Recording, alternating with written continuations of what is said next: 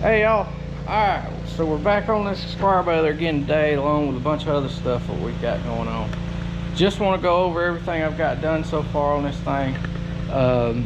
All the changes on the pickup head's been gone through and tightened and replaced. One of those, replaced the knotter chain, it's tight. The drive chain's tight. It's got new twine knives put in it. I took the rear guards off the back for the twine forks and the supports for those. I pulled those off so that way I can have more access and room to work on this thing. Got rid of those. Let's see, what else did we do? Went over the knotters and checked everything there. All that's good. Then on the front of the baler, I was talking about fabricating those pieces. Well, I done made those. I ran out of SD card space. All my cameras are full yesterday, so I went ahead and fabricated that and got them on. They're just little deflectors. You see these on a lot of balers, just to help keep that hay flowing straight in the pickup, because the problem I've been having is it coming over the top, and then when it did, it would shoot right over the top of the augers and wraps. So I'm hoping that that's going to solve that problem. I still want to fabricate a crop press for this thing, but I haven't had time, or I'm not going to have time right now to do it. All I like is timing the baler and then putting the plunger knives in, which I have not got the plunger knives yet. Expecting them probably to call today. More than likely I'll have them on and done and everything done there by the time y'all see this. So, but that's about all I like, other than maybe sticking a few pickup teeth here and there in. But all the major work is done and this thing's pretty well ready to go. But there's those. All I like with these is I'm going to take and weld me about 1 inch of weld right here on each side on the shielding to keep any hay from trying to ride up that gap. That way, if I do want to take these off, all I gotta do is pull these 2 bolts and just break that weld loose. If I don't like them, but I already checked the clearances and everything. It looks like everything's going to work good there. What else we've got going on? We got equipment strung out everywhere. We're working on the mower right now. The guy that helps us, who's a family friend, he's pressure washing. He's basically like my uncle. Then Dad's floating around. I don't know where he's at right now. But the mower, I got to get it done. The 3-point, he's washing it right now. The Coons accumulator that's sitting there, I've got to paint new graphite paint on it on the lower side, and I've got those new springs. They've got to be put on today. Right here, I just cleaned the baler off so I can pull it out and maybe weld that here in a little bit. But there's the new springs. I got to throw those on. We've got to change oil in the tractors, but for right now, my goal is to get this welded up and painted, get that Coons accumulator situated and done, and then get this mower done. And then tomorrow we'll probably try to knock out the 3-point if we can get to it, and then I've got to start on the round balers and the tethers and the rake. We got to get all that knocked out and done too, and then we got to change the oil and the filters in most of the tractors. So it's hectic right now, but right this second I have got to go get graphite paint. All right, I went got us some easy slide graphite, and we just got to coat these runners on this thing, and then we'll be done. These were all coated completely. It's all wore off and went back to red again.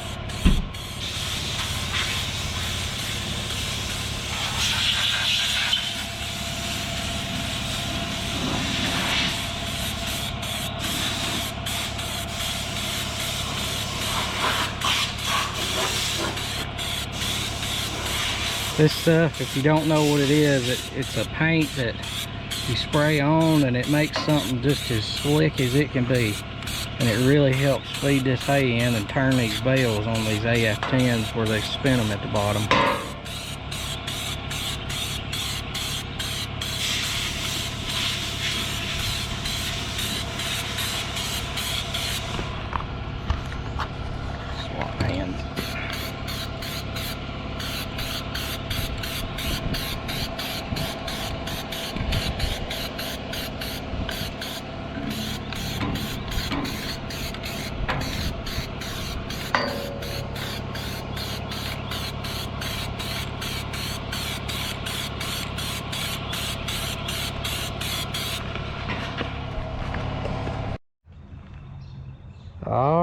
there it is.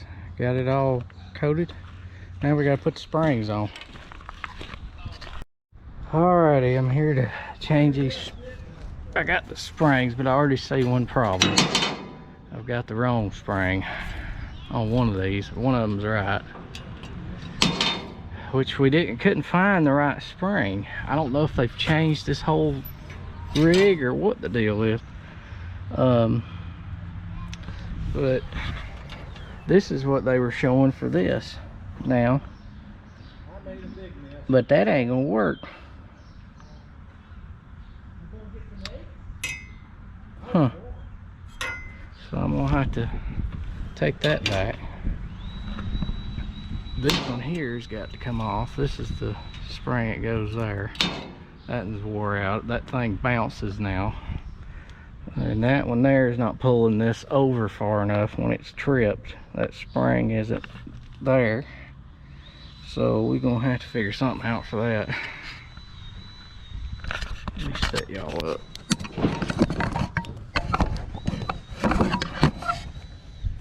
Try to get my pliers out here.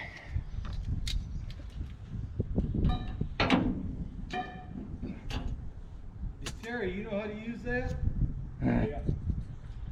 This is mine. Got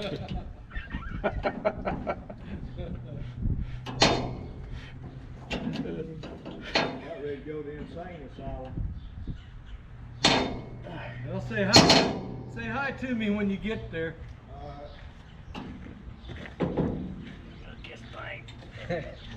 Damn.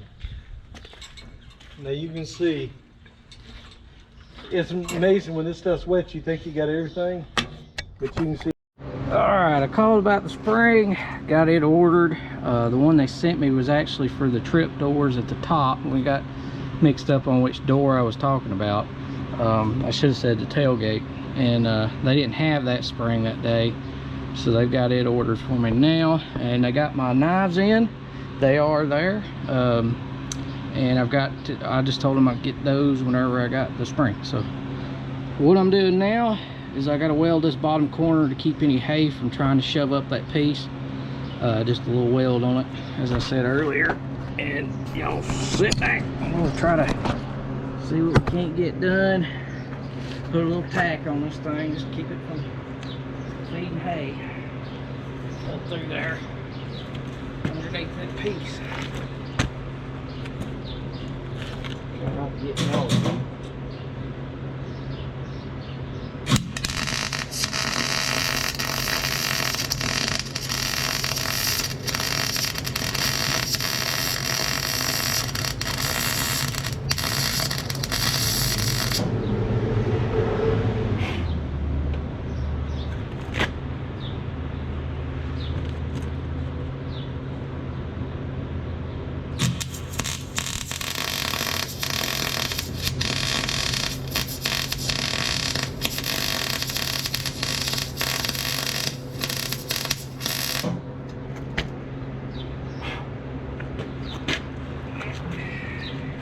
This side.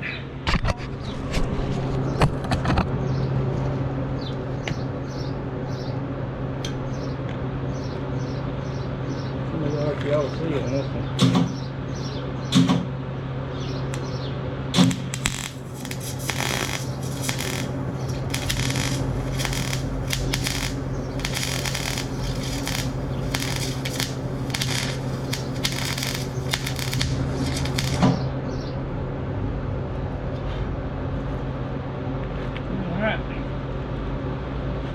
Got that stuck on there. Put a little dab right at the bottom. Make sure that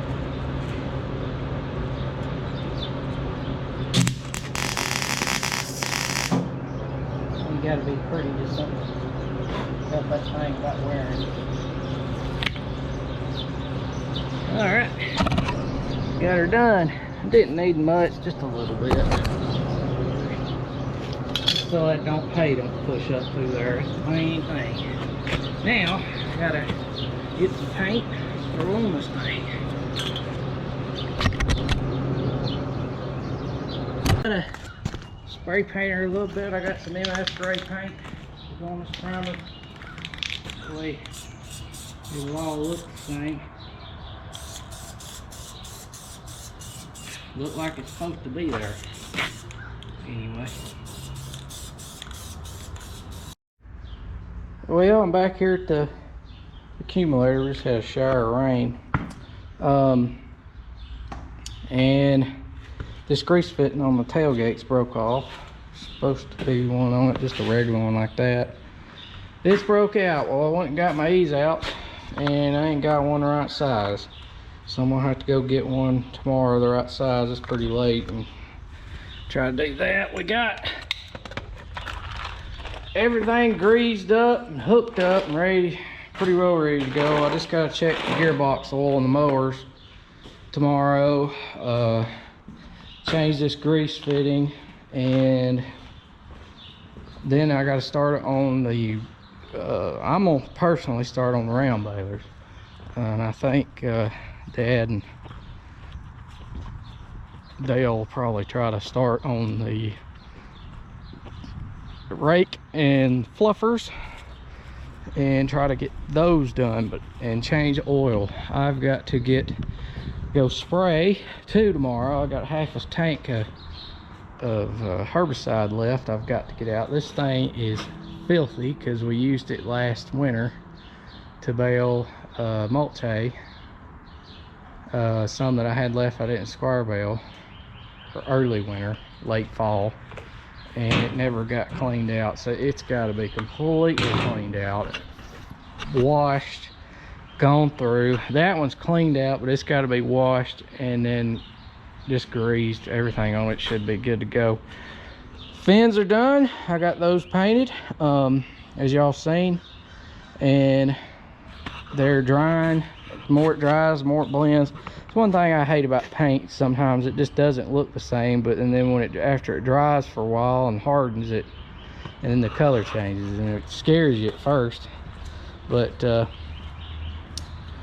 got those on. They look good.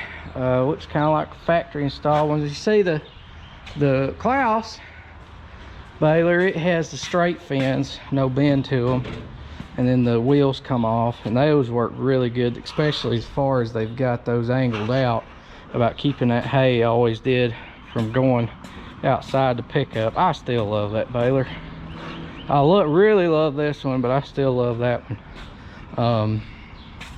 These, they have that, and I will go over this in another video of about all that there, and some things that they've changed on the newer models when I do the review, and some stuff that I kind of recommended, and their engineers took it from there, and that they've changed, and I really appreciate them changing on them. And I want to go film the new one and compare it to the original ones and show what they've changed when I do the review, if I can.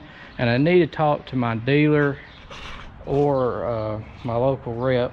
Probably just talk to my dealer when I'm there if he's got time. Cave up at Kane Equipment, and just have him go over with me, because they've made changes to these things. I looked at a brand new one that they had up there, and there's some differences. There's a lot of little stuff that I noticed that most people, when you walk by, if you haven't owned one, I mean, you're probably not going to notice right offhand. But for somebody like me that owns one of the older ones, and you go and look at the new ones, you can see every little thing they've changed.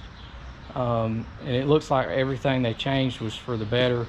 There's still a few little tweaks and stuff I think they need to do to them. I don't know, and that's what I want to ask my dealer about, and just see what they've changed, because I don't want to sit here and be like, oh, they need to do this, this, and this, and then they've already done it. I want to be able to show clips of different things and stuff in the review, make a real nice review if I can get it done, of the machine, and talk about some of the changes they've made and why they made them, and what the issues were with little minor tweaks with this. I mean, it's great as is. There's nothing wrong with these like they are, but there's always a little tweak you can make to make something better. You know, the old saying goes, you wish you could take something from this one and that one and put it all in one and get what you want. This one is probably the closest to getting there of any of the balers that I've owned, but it's still got a few little things that I'm going to put into the review. If they wanted to call and talk to me about it, they've got my number. They can call me if they're watching this. And that I think that they need to change. I kind of wouldn't mind running it again a little bit this spring, just to do a little refresh, make sure I haven't forgot anything before I actually do the review on this thing. I know I've done the walk around when we first bought it and went over the reasons why I purchased it over another Klaus or a McHale or Krone and other stuff, but I want to go over this actual machine and the way it performs and things with it. It's not going to be a video on this one's not as good as this one or that one or anything like that, or this is why I bought it. I want to solely go over this machine for every nook and cranny it has now that I've got a good bit of time in it, running it, and I understand the whole machine now completely, and just talk about some of the stuff that's really good about it and some of the things that they need to tweak a little bit that can make it really good too. But we'll go over all that in another later video. Just comment, rate, subscribe. Make sure you hit that thumbs up for me. Helps get these things out there further. I'd love to see the channel grow if I'm going to continue to do this. It just makes me, it's just reassurance that you're getting some reward for what you're doing, I guess you could say. But make sure you hit that like button for me and the share to your friends, and I will try my best to keep these things coming. See y'all later. Have a good